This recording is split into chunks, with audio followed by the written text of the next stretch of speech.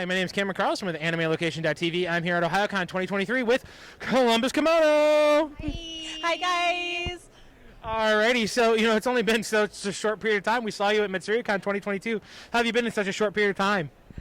We've been incredibly busy. We've had a lot going on, and we've got a lot more coming up this year too. So yeah, keeping busy. There's just all kinds of kimono to buy everywhere. It's nonstop. It's really hard on me emotionally. So last time we talked, you guys were helping with the Oban Festival at the exact same time as MatsuryCon. So you were at MatsuryCon one day, then doing an Oban Festival the next day. How did you guys balance that? I'll let you pass the mic between each other. Okay. I mean, it was a lot, but it was like one day at MatsuryCon? Two? Yeah, we weren't here for the whole of MatsuryCon weekend. And then, yeah, we did Oban, which was, it ended up only being like 4 hours, I think the total was. But we did a lot of dancing. So it was like running around a convention center one day and then dancing for like 2 hours the next day. It was a lot. The biggest part about Oban was the dance practices leading up to Oban. So really all we did was show up in yukata looking adorable and then, knowing enough of the steps to be able to lead all the people that came and joined the event to follow along with. So it wasn't terribly difficult on us. It was just a lot of prep work ahead of time. But luckily, Jasco handles a lot of that. They get us all the dance practice sessions, and we just show up and look cute. Yeah, pretty much. Alrighty, and then kind of speaking and going into the next thing is that you guys were at Anime NYC, a very, very large and prestigious convention. What was it like doing that, going to that convention and doing panels? Because I saw some really cool pictures you guys posted online. So what was it like? I'll let you guys pass the microphone again. Sure. Yeah, we actually didn't do any panels, but we had a lot of people come by the booth. We were working with Arise Bazaar again, and we had a lot of people come by and like asking us questions and things like that. So we really love going because it really gets us out on the floor and in with people and able to answer a lot of questions. There was a big Gundam event, so I'm not going to lie. Like, the kimono were cool, but the giant Wing Zero custom was really my favorite part. But yeah, Arise Bazaar has a lot of really cool vintage kimono. I know he had one 1920s furisore hanging on the wall that unfortunately did not find a new home at that event, but we got to paw and look at and touch and educate a lot of people who had awesome questions for us. That's our favorite part. Yeah. Alrighty, and the next thing is now, are there any updates for you guys doing any cherry blossoms either in DC or Columbus? Yes, we are jam-packed this coming April for 2023. We will be doing cherry blossoms for Franklin Park Conservatory. It's the first weekend in April. It's like the Sunday. So Franklin Park does their like free community day for Franklin Park residents. We'll be there with our photo booth. And so come and see us then.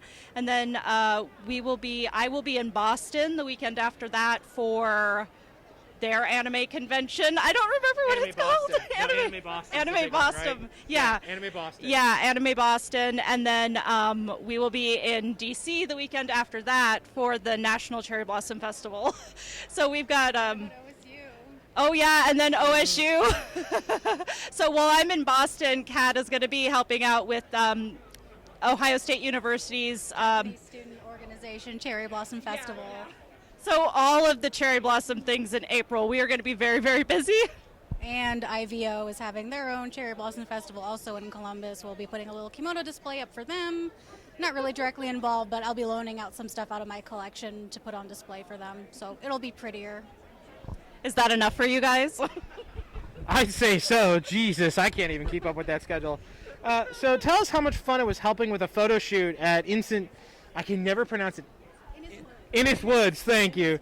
The Metro Gardens, getting everyone looking good for a photo shoot. I mean, I saw some of those photos. They look pretty good. And, of course, you couldn't reveal all the photos because it was a private photo shoot. So what was it like working with that group of people and getting those really wonderful photos? I mean, because that park is pretty strict on how they handle things. Innis Woods, one of the metro parks here in Columbus, is probably one of the prettiest parks in the area. If you go, there are always people with photographers taking all kinds of family pictures, graduation, quinceañera, everything. Weddings. So, weddings, exactly. birthdays.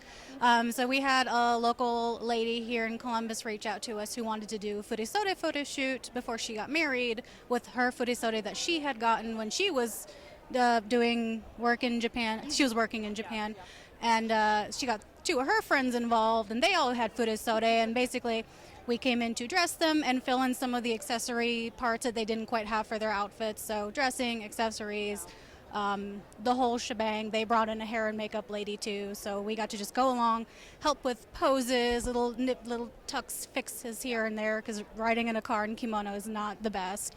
But that was really awesome. I hope we get to do more opportunities like that. And it also means that if I have something missing in my collection that they need for their outfits, that means I get to go shopping, and it's a business expense. Yeah, it was great working with them. They were wonderful ladies, and we did all of their coordinations for them, and all of the fancy obi musubi. That was all me. I did all of those, and I'm very proud of myself. Alrighty, now you both still continue to participate in local events.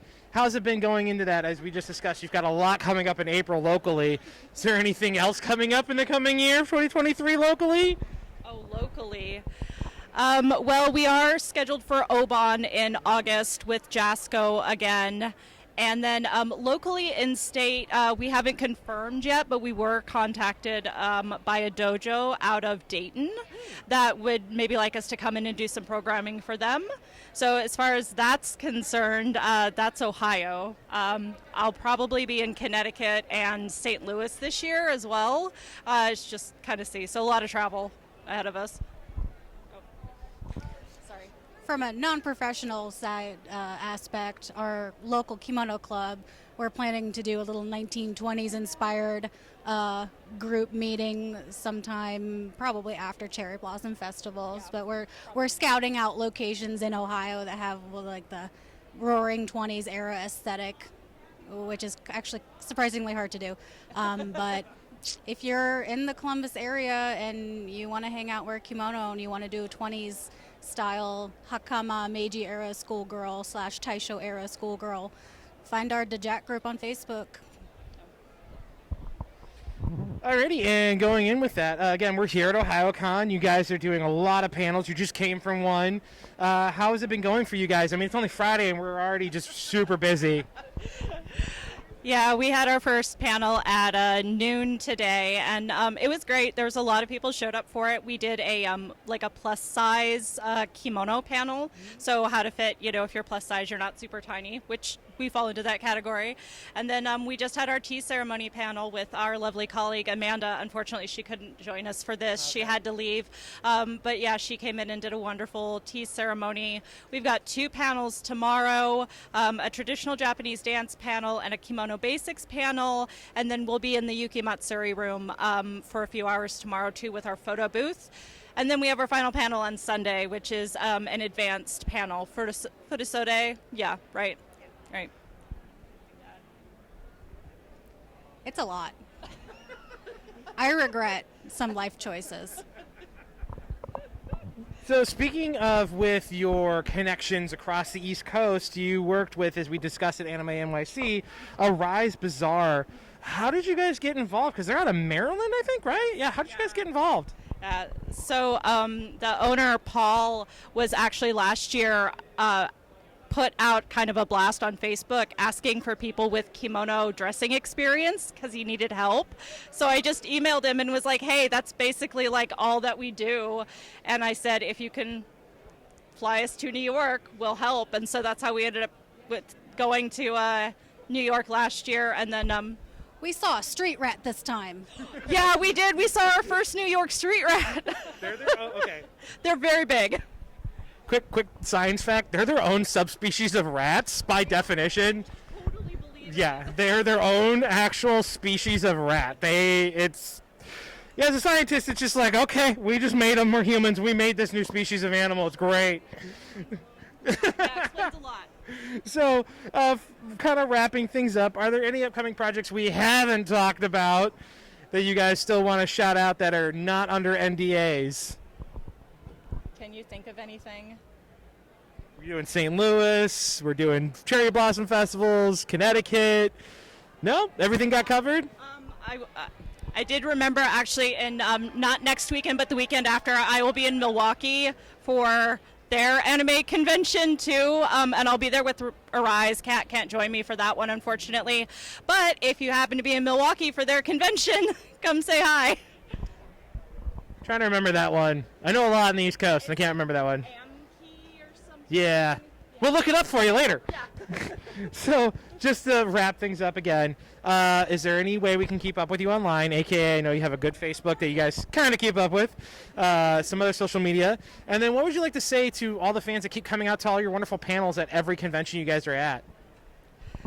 Thank you guys so much. We've had an amazing turnout so far this convention, and we couldn't be prouder. And I've seen some familiar faces from last year in our crowds, which has been really nice. So just thank you guys so much for supporting us and bringing your wonderful questions and your love of kimono. We just love getting to share it with you guys. That's it. That's all I got for you. That's it. You don't want to do Facebook, Instagram? All right. Yep, you can find us on Facebook. That's probably the easiest way. Just Columbus Kimono, cbuskimono@gmail.com is our email address. We're happy to answer questions if you're not sure what you need, if you're looking for somewhere to shop. We have like a cajillion different suggestions on good and bad places to buy kimono, depending on how much of your car payment you want to dump into that on any given day of the week. Yeah. All right. What's your Instagram? Our Instagram is Columbus Kimono as well, so it's just Columbus Kimono across the board. Alrighty, ladies. I love talking with you. Thank you so much. Thanks so much for having us.